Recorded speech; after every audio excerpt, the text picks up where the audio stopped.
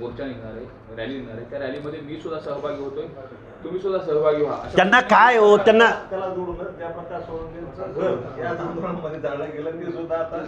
हे बघा, त्या कोण क्षीरसागर आमदार आहेत ना, संदीप क्षीरसागर, काय माहिती हो बिचारायला सोशल जस्टिस. ओबीसी नेते. अरे कोण, कुठले ओबीसी नेते? अरे ओबीसीचं आरक्षण चाललंय आणि ओबीसीच्या प्रश्नावर तुम्ही बोलत नाही. कुठले ओबीसीचे नेते? आणि कुणी ठरवलं यांना ओबीसीचा नेता? काय कळतं यांना सोशल जस्टिस? काय कळतो सांगा ना. विमुक्त या शब्दाचा अर्थ मला संदीप क्षीरसागरांनी सांगायचा. विमुक्त म्हणजे काय? विमुक्त जाती जमाती असं जे म्हटलं जातं, या विमुक्त या शब्दाचा अर्थ त्यांनी मला समजावून सांगायचा.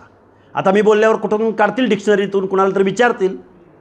पण विमुक्त या शब्दाची मुक्ती होण्यासाठी तुमच्याकडे काय प्रोग्राम आहे? आणि कुठले ओबीसीचे नेते रे तुम्ही?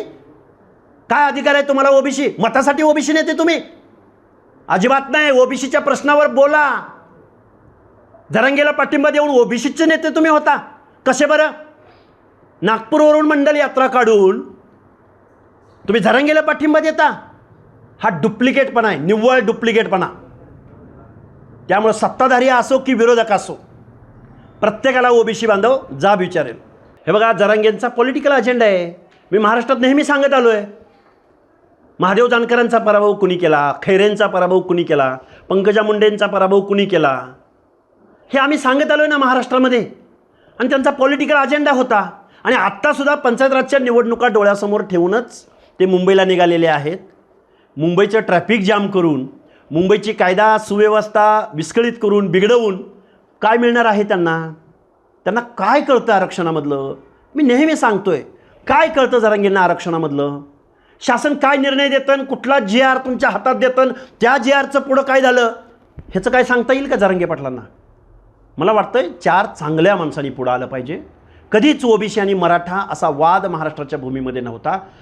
त्या वादाचं मूळ शरदचंद्रजी पवारांच्या सांगण्यावरनं जरांगे नावाचं हे मूळ महाराष्ट्राच्या मानगुटीवर बसलं आहे आणि महाराष्ट्राचा भाईचारा बिघडला आहे. हे बघा, आम्ही निश्चित महाराष्ट्रामध्ये ओबीसीची संघर्ष यात्रा निघेल, पण आम्ही मुंबईमध्ये जाऊन ट्रॅफिक जाम करणार नाही आहोत, काउंटर आंदोलन देणार नाही आहोत.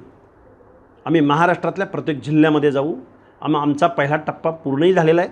येऊ घातलेल्या 2-4 दिवसामध्ये आम्ही आंदोलनाची दिशा निश्चित करणार आहोत. आणि गावगाड्यातल्या 18 पगड जातीला बरोबर घेऊन, व्यवस्थेला चॅलेंज करून नव्हे, आम्ही संविधान मानणारे आहोत. मंडल आयोग दिन ज्या दिवशी साजरा झाला महाराष्ट्रामध्ये 7 ऑगस्टला, त्या दिवशी जरांगेंनी ह्या मंडल आयोग कधी साजरा झाला, कुणी साजरा केला, का साजरा केला गेला, त्याला माहीत आहे का? जे आरक्षण मागायला निघालेत ना ते कुणी लागू केलं? त्या दिवशी हे काय करत होते? त्यामुळं हे आरक्षण मागणं वगैरे हा फार्स आहे. आरक्षण संपवणं हा त्यांचा डाव आहे. आणि या डावापासून महाराष्ट्रातल्या अर्ध्या ओबीसी लोकसंख्या असणाऱ्या बांधवांनी जागं झालं पाहिजे. त्यांना आरक्षणाचं पडलं नाही. तुमचं आरक्षण संपवणं, गावगाड्यामधल्या सरपंच पदापासून महापौर पदापर्यंत हे आरक्षण गिळंकृत करण्याचा डाव फुले शाहू आंबेडकरांच्या महाराष्ट्रात घातला जातोय. तेव्हा सावध. एबीपी माझा, उघडा डोळे बघा नीट.